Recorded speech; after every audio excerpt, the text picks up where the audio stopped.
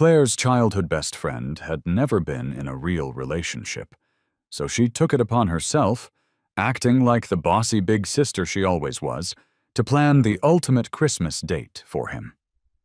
But while they were at the villa she'd set up, the place accidentally caught fire. The smoke was thick and heavy, and before I could even orient myself, a heavy vase toppled over and smashed right into my chest, leaving me winded and seriously hurt on the floor. Claire didn't hesitate. She scooped up a weak, unconscious Julian and stepped right over my legs, not daring to put him down for even a second. I reached out and grabbed the fabric of her pants, desperate for some help, but she just shook her leg free. "Crawl out yourself," she snapped. "You're a mute anyway, so a little smoke won't ruin your voice. Don't ruin Julian's mood." I was eventually rushed to the hospital by emergency services. When I finally woke up in my hospital bed, the room was empty. I was completely alone. Scrolled through my phone and saw a post on Julian's social media feed. He was bragging about a new luxury house and included a photo of a woman's bare back. A back I recognized instantly. The caption said she was buying him a home to make up for how scared he had been today. I opened my mouth to speak, but no sound came out, so I offered a silent prayer instead. I decided to text my brother, Marcus, a doctor I hadn't been in contact with for a long time. I typed out a simple message. "I lost. I'll come back and start the treatment, just like you said." Marcus immediately replied with a long string of voice notes, his relief obvious in his tone. "Good. You're finally ready to let her go. Come to Germany in a week. I'll send over the treatment plan for you to look at." Just then, a luxury car outside let out several impatient honks. It was only then that I turned to look out the window. It was Claire. Her arm was draped casually out of the car window, her brow furrowed in annoyance. Sunglasses covered her eyes, but her bad mood was palpable. "Who are you texting?" she yelled up. "I called your name a few times and you didn't hear me. You're mute, not deaf. I dropped everything at work to come pick you up and you're just going to ignore me?" I closed the chat window, gave her a small shake of my head, and went down to get in the passenger side. She slapped my hand away before I could open the door and tossed a single command over her shoulder. "Sit in the back." My hand stung red from the slap, and a dull ache settled in my chest. I didn't ask why like I usually would have. Instead, I just obediently climbed into the back seat. Maybe because she saw how compliant I was, her temper cooled down a bit. The car pulled away slowly, leaving the hospital in the rearview mirror. The silence inside the vehicle was heavy. Claire cleared her throat and asked how I was doing. "About the fire yesterday. Good thing the villa has a sprinkler system. You weren't hurt, were you?" Her face held a tiny hint of guilt, but I didn't respond. She continued, "Julian's family and mine have been close for generations. If something happened to him at my house, I'd never be able to face his dad. Besides, all you did was inhale a little smoke. You're fine. Julian, on the other hand, has such a fragile heart. He was worried sick about you and insisted I come get you." I touched my chest, which was throbbing with pain under the thick bandages. It felt like a piece of my heart was missing too. She noticed my mood and decided to detour to a trendy, popular restaurant. As we walked out of the parking garage, she gave my hand a squeeze. Then she pulled my hand up to her cheek. "Why are your hands so cold?"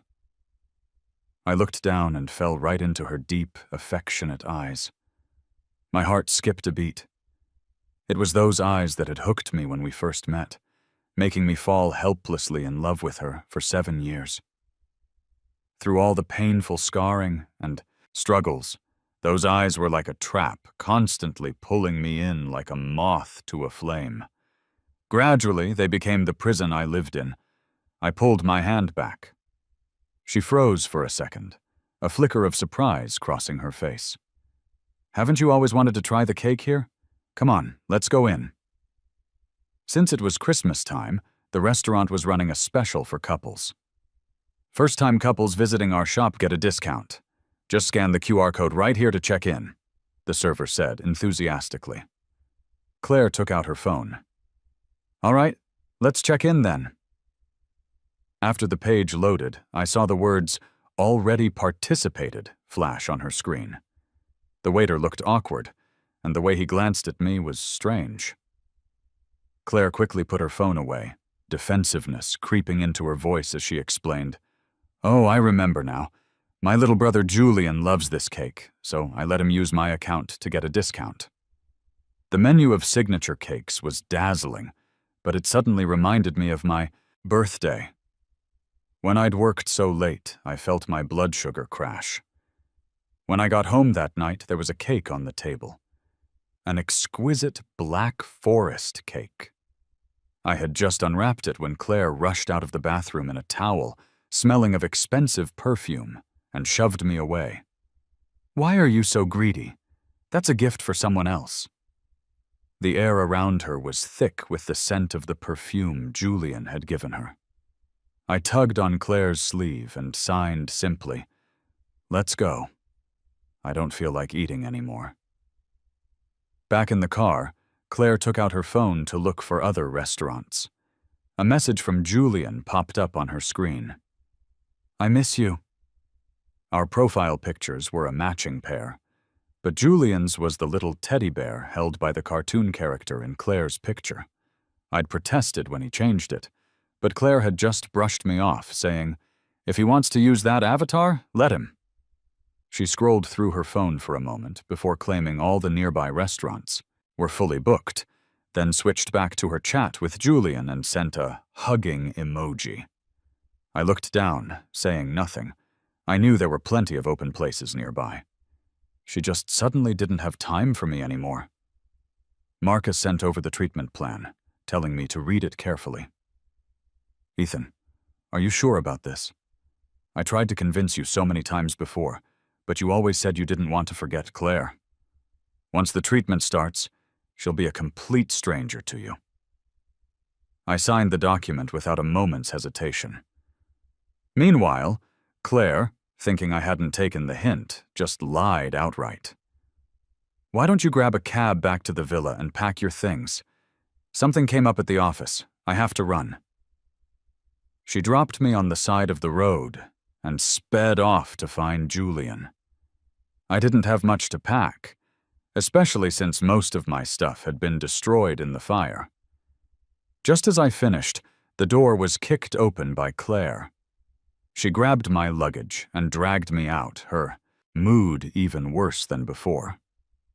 "The police found your razor charger at the fire's origin point. Tell me, did you set it on purpose? So I neglected you for a little while. Is that any reason to get so jealous you try to burn the house down?"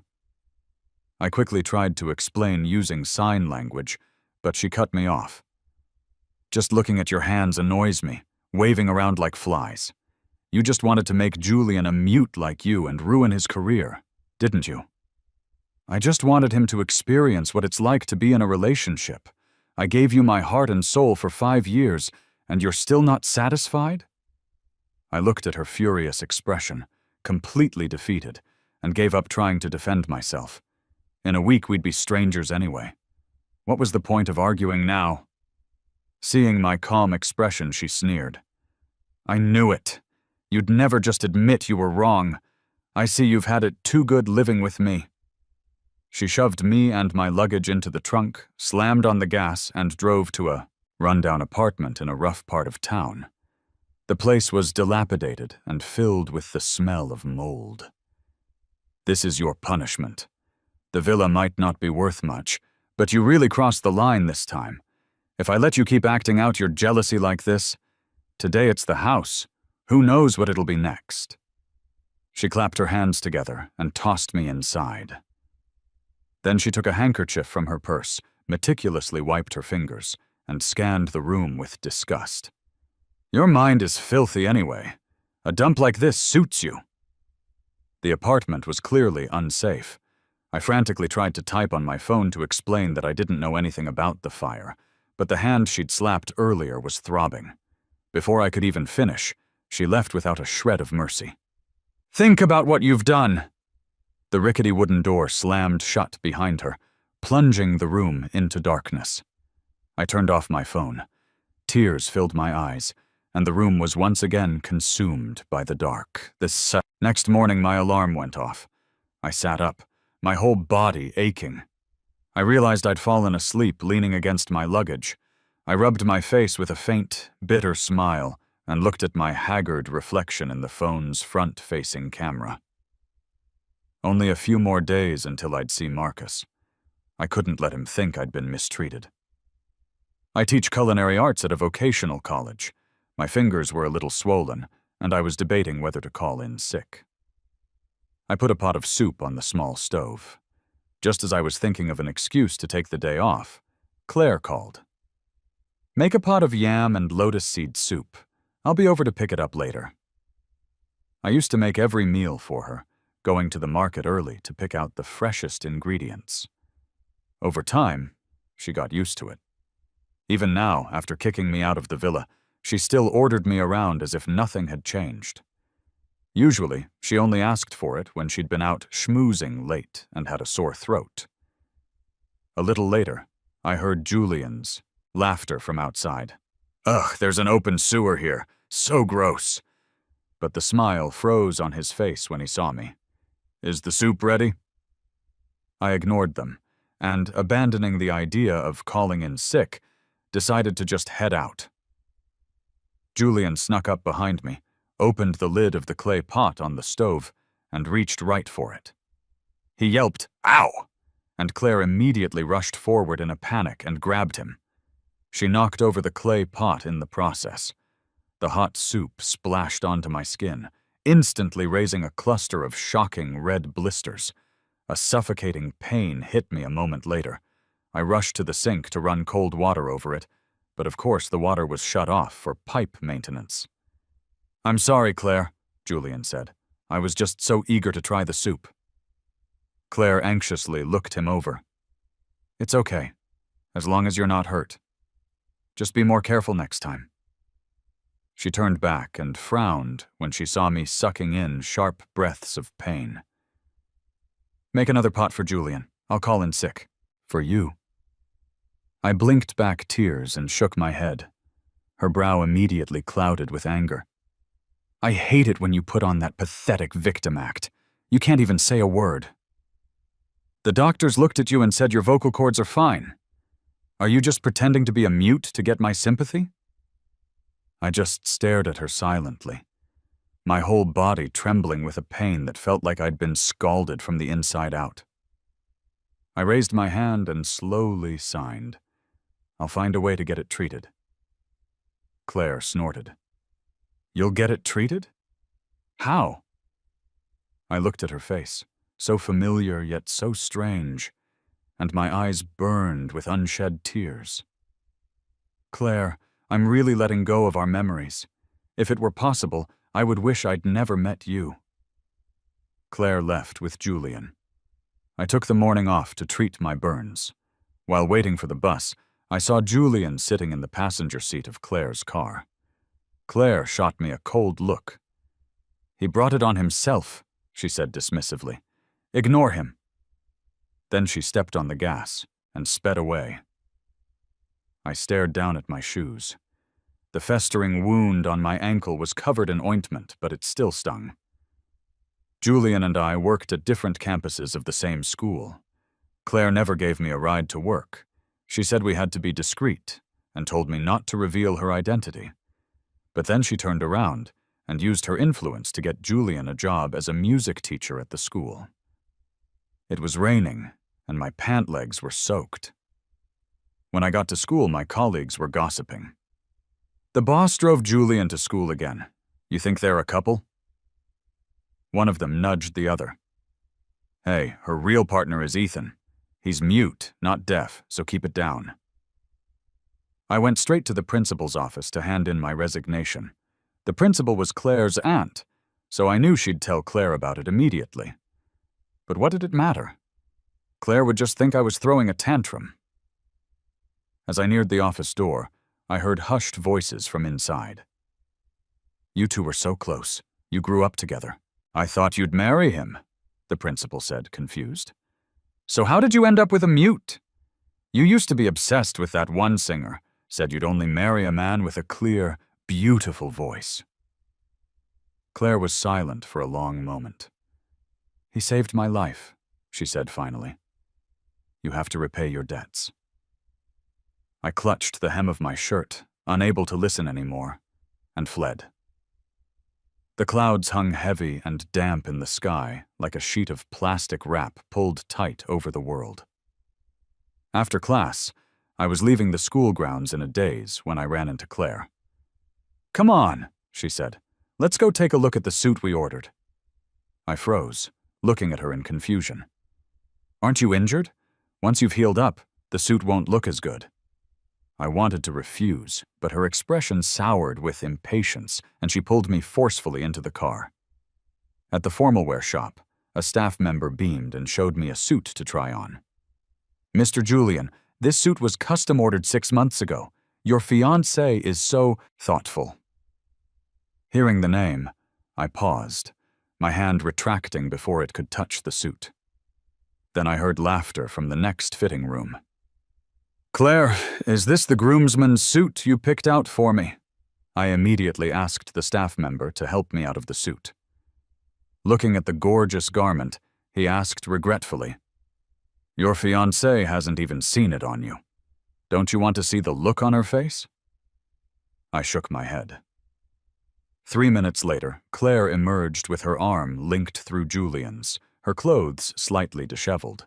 She asked me, "So, are you satisfied?" I signed back, "That one's fine." The staff member gave me a pitying look. I was used to it. I just sat quietly to the side, sipping my tea. Claire paid for both suits with her card. "Julian got off work early, so I had him come try on the groomsman's suit. Since you won't have any family at the wedding anyway, he can just be your best man." I shook my head, refusing. Julian looked hurt. "Ethan, do you have a problem? With me? I even prepared a special performance for your wedding. Claire loves to hear me sing." I remained impassive. Claire yanked me up from the sofa, gripping my wrist tightly in a threatening hold. "Julian is trying to be considerate, and you're acting all reluctant. If you don't want to go through with this wedding, then let's just call it off." I met her gaze calmly. I couldn't see any love in her eyes anymore, only annoyance. I nodded. "Okay." Her grip tightened, making me wince. "You were so in love with me before. Weren't you dying to marry me? What are you playing at now? The wedding invitations have already been sent out. If you hadn't thrown that tantrum and set that fire, we could have been at the villa happily preparing for the wedding." It was true. I used to love her so much, and I longed for the day she'd propose. But now, all that hope and devotion had been ground down to nothing. I had nothing left to hold on to. The cheap apartment was drafty. It was winter now, and I could only huddle under the covers, rubbing my swollen red hands. Many years ago, when she confessed her love for me, she promised she'd marry me in a snowy winter. She'd broken her promises so many times since then, I assumed she'd forgotten something as small as that. Lying on the hard bed, I glanced at the flight information on my phone in the moonlight. An early morning flight tomorrow. Several messages popped up at the top of my screen. "Sorry, bro. Just borrowing your girl for one more night. She'll be back to you tomorrow. Claire said she wants to teach me a few things for the wedding night in advance. She's so thoughtful. I'm so jealous you get to marry her." I clicked the phone off, plunging myself into darkness. The last sliver of moonlight slipped away from the narrow window, leaving no light in the room at all. More than the wedding I'd once anticipated so many times, I was worried the snowstorm would delay my flight. "Claire, I don't want to marry you anymore." The next day, Claire arrived at the hotel reception with Julian on her arm. "I'm looking for Ethan." "I'm sorry, ma'am. We have no guest named Ethan registered here." Claire's brow furrowed, and she let out a sneer. "Looks like he's still sulking. Is that what this is about? He wants me to come pick him up." She called me countless times, but every call went unanswered. For the first time, her messages were met with total silence. Her anger mounted layer by layer until she was cursing out loud. "So dramatic. I guess he doesn't want to get married after all." "Are you sure you got the time right?" Julian asked. Claire said nothing, her gaze icy. She drove straight to the run-down apartment only to find the door wide open and a crowd of neighbors gossiping. "Whoa, I heard this place was robbed last night. The door's broken and everything." "The landlord couldn't rent it out for 3 years. Who'd be brave enough to live here?" "Someone should call the cops." A flicker of panic crossed Claire's face. She forced herself to stay calm and pushed her way through the crowd, rushing into the room. All she found was a large pool of blood on the floor. "Ethan! Ethan!" Her calls grew more and more frantic as she spun around the room like a headless chicken, searching inside and out.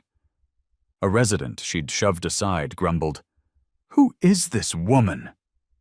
Hearing the question, Claire's entire body went rigid with fury.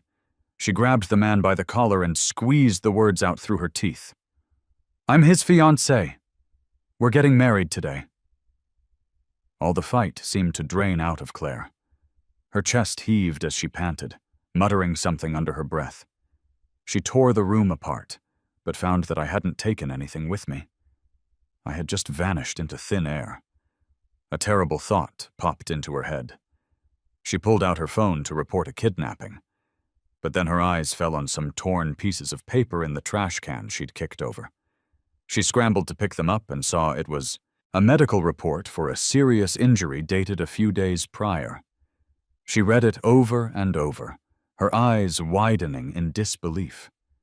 She grabbed a person standing nearby and demanded, "What does this say?" "It's a report for a serious injury, internal bleeding, 3 broken ribs. He almost died. What's wrong with you? Can't you read?" A strange feeling stirred in Claire's heart. She stared at the paper, stubbornly ignoring the date. Ethan must have gotten hurt in an accident. No, this blood is fresh. He must have been kidnapped, or maybe he ran away because he felt guilty about his injuries healing and couldn't face me. The people around her listened in disbelief to her self-deceiving theories as she twisted the facts over and over until they fit a story she could accept. Finally, the police arrived and pulled the surveillance footage from the street corner.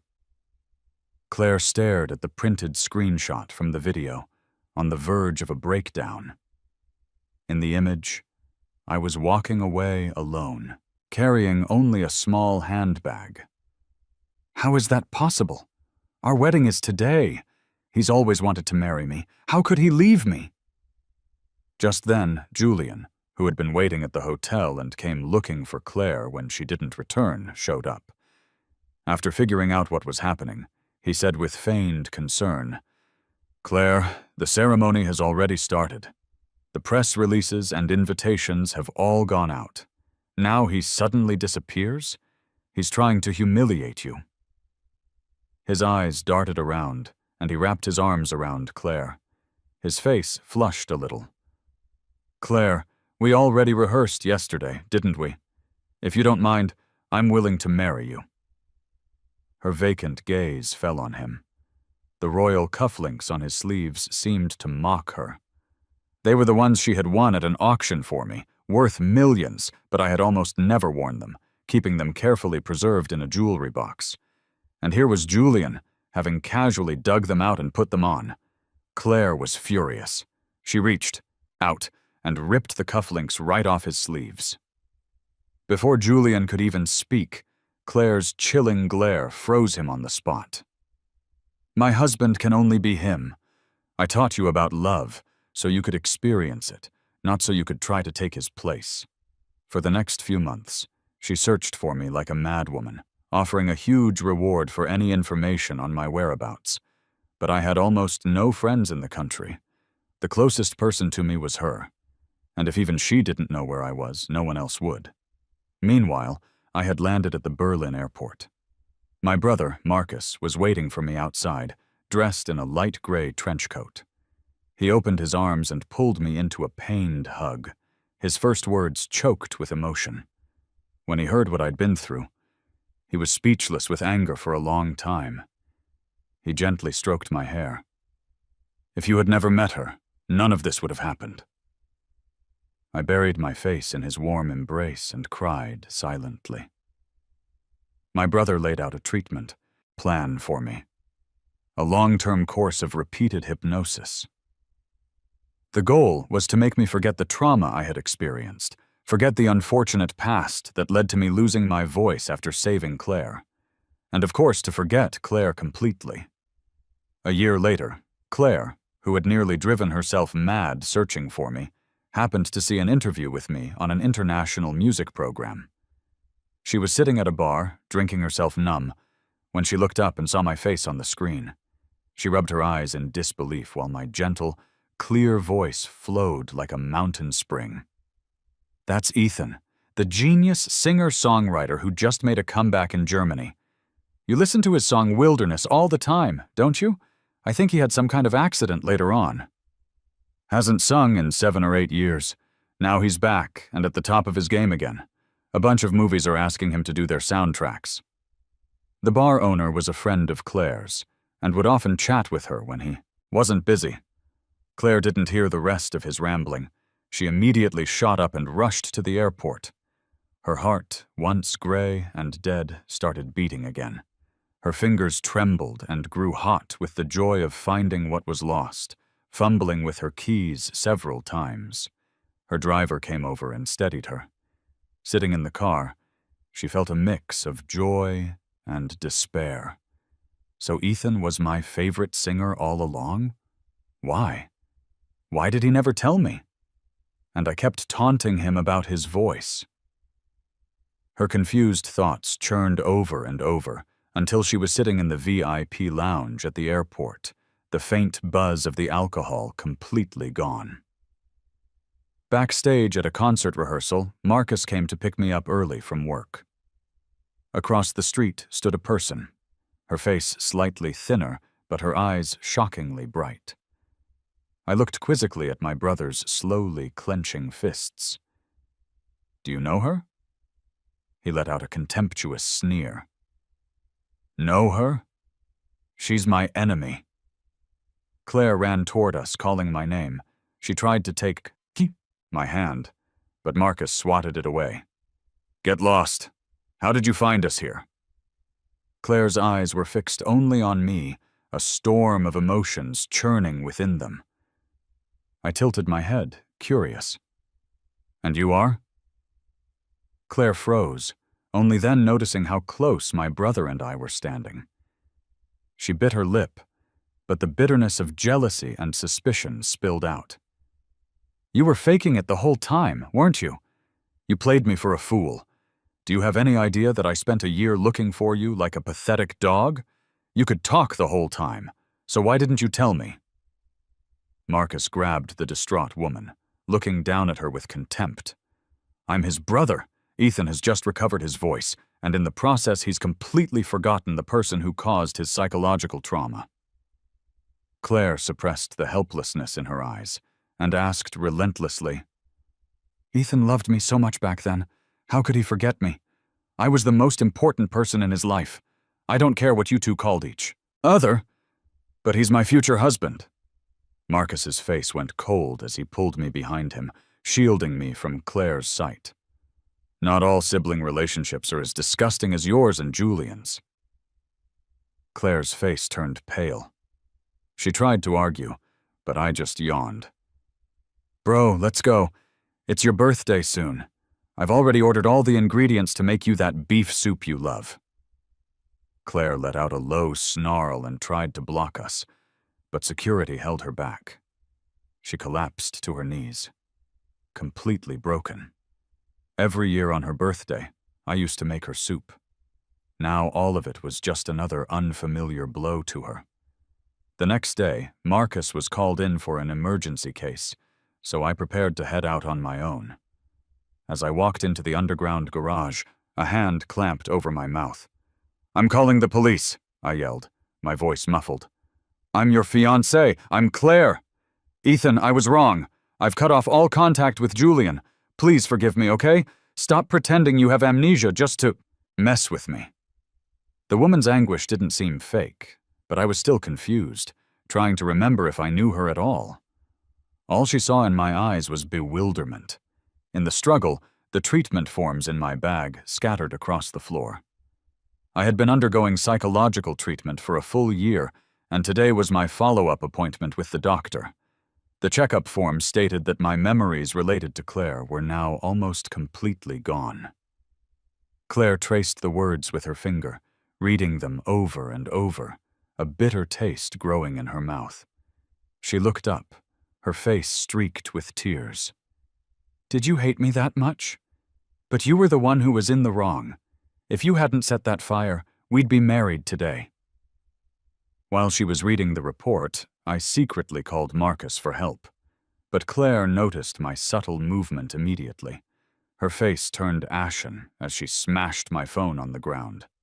"I don't care what you've forgotten. I will make you remember me. That damn man must have tricked you. He kidnapped you while we were fighting. I won't let him get away with it." She took me back to her country, back to the villa where we used to live. I walked around the house, still confused. "I really don't remember this place." Claire's lips parted, her face pale. She wanted to explain, but she couldn't. After the fire, the entire villa had been redecorated from top to bottom according to Julian's tastes. And walking slowly down the spiral staircase was Julian himself, dressed in pajamas. Julian's face went white when he saw me. "Claire, this is the man who left without a word and made you drink yourself sick with worry." Claire cut his accusation short. "Didn't I tell you to get lost? Why are you back here?" Claire had her bodyguards throw Julian out. He screamed a final taunt at me as he was dragged away. "This whole house is filled with memories of me and Claire. Let's see how long you can stand it." During this time, Claire consulted every leading medical expert she could find, asking how to restore our shared memories. After getting her answer, she took me to all the places we had gone together back then. But I remained completely unmoved. Claire started pulling up old surveillance footage, showing it to me with anticipation. I had this painstakingly restored. If you watch our daily life in the villa, you'll surely remember how happy we were. The footage played on, day after day. The man in the videos clearly had my face, but I felt nothing but a sense of alienation. "Our happiness was just me cooking for you?" I asked, pointing to the repetitive morning routine on the screen. My question stunned Claire. "I asked you about it back then," she said. "You told me that seeing me eat happily made you happy." I shook my head. "I don't feel that way now. If this is what you want me to remember, then I don't see the point." Claire nervously tried to stop me from leaving, wanting me to keep watching. "There's more," she explained, her words jumbled. The timeline reached the day of the fire. I was in the kitchen, bustling about preparing a candlelight dinner for them. A short-circuiting wire sparked and set the carpet on fire, and the flames began to spread. As Julian fled in a panic, he knocked over a cabinet, and a teetering vase fell and struck me, spilling blood all over the floor. Claire, who had rushed over after getting the news, burst into the dining room and immediately scooped Julian into her arms, not even sparing me a glance. I watched silently as the woman's face turned ugly, her eyes filled with deep, agonizing pain. She immediately slapped herself twice in self-reproach and knelt before me. She apologized frantically, vowing to make Julian pay. But her pretty face, full of guilt and emotion, now just looked hideous to me. I just shook my head slightly. She fell into complete despair, her eyes flooded with a desperate madness. Our wedding never happened. We should have it now. I'll change. I'll spend the rest of my life making you happy. I tried to leave, but she locked me in the villa. I have no feelings for you, Claire. You're holding me against my will. This is a crime. She grabbed my hand and forced a matching wedding band onto my finger. She rubbed my hand against her cheek with a sigh of satisfaction. You loved me for so many years. You should continue to love me now. This is how it's supposed to be. Her expression was one of rapturous obsession. It gave me goosebumps. This bizarre sense of unfamiliarity terrified me, especially when I woke up in the middle of the night to find her watching me gently, her fingers brushing through my hair. She forced me to sleep in the same bed with her but didn't do anything to me. During my days in the villa, she busied herself planning the wedding, placing a scrapbook in front of me. Ethan, do you remember this? It's the collection of wedding ideas you started putting together right after we started dating. I frowned and looked away. She keenly sensed a change and pressed me eagerly. You remember, don't you? I knew you'd remember me. I'm the one you love the most. Her warm breath was on my face. I felt sick and slapped her. Yes, I remember now. I remember you choosing to carry him out during the fire, leaving me to crawl out like a dog. I remember you and Julian changing your profile pictures to a matching set behind my back and telling me you were just helping him get used to having a girlfriend. And I remember you saying you were only marrying me to repay me for saving your life. My words left her utterly humiliated, but she still refused to let go. It's okay. You can blame me. As long as you remember me. Don't forget me. Julian has never been in a relationship. That's why he doesn't understand boundaries. As his big sister, it was hard for me to say anything. I just wanted to protect his innocence until he found his true love. But it won't happen again. I swear. I laughed, mockingly. Haven't you figured it out? You're his true love. Her face was ashen as I pushed her out of the room. She pounded on the door, yelling, Don't you remember our birthday on the Ferris wheel? You wished that we could spend every single year together. That talk of birthdays reminded me. She'd told me she forgot to get me a birthday cake that day. Later, I saw an intimate post on Julian's social feed, a picture of Claire's hand with a dab of cream on it, and Julian licking her fingertip. Cake is sweeter when Big Sis feeds it to you. I had asked her to order that cake a week in advance. I had been looking forward to it for so long. So many things in the end just come to nothing. At this point, I have no expectations for her whatsoever. As I was about to fall asleep, a letter was slipped under my door. Inside were a few photos and a single sentence. Whether your amnesia is real or fake, Claire and I are made for each other. Everyone has said we're the perfect match since we were kids. By the way, I bet you didn't know this. When Claire was looking for you, she couldn't stand the loneliness and had me dress up as you and sleep with her. So tell me, does she love you or does she love me? Claire, who was showering in the bathroom, heard the noise and rushed out wrapped in a towel. She saw the photos scattered on the floor, and her lips trembled as she tried to explain. Ethan, I was just drunk that night. I shook my head. It's okay. I forgive you. Her eyes lit up instantly, a smile touching her lips, but my next words were like a bucket of ice water poured over her head. Just let me go.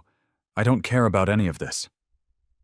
She rushed forward and hugged me, hot tears falling on my collarbone. Like a child throwing a tantrum, she repeated over and over, No, I won't let you go. Hit me, curse me, do whatever you want to let off steam as long as you stay by my side.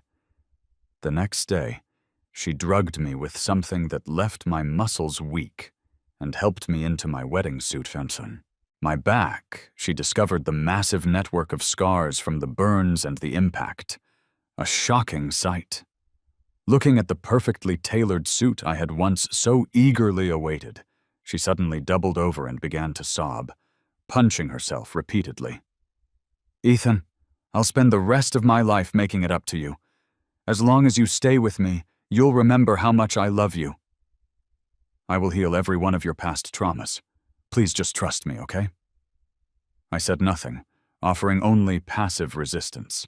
Whatever I said, she would ignore it, just like she did when I couldn't speak.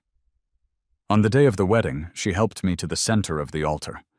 The large screen behind us was playing a video of Julian singing. Claire's face went white, and she tried to get the officiant to turn it off, but Julian rushed out from backstage holding a dagger to his chest. "Claire, if you insist on marrying him, I'll die right here today." The guests stared at each other in confusion.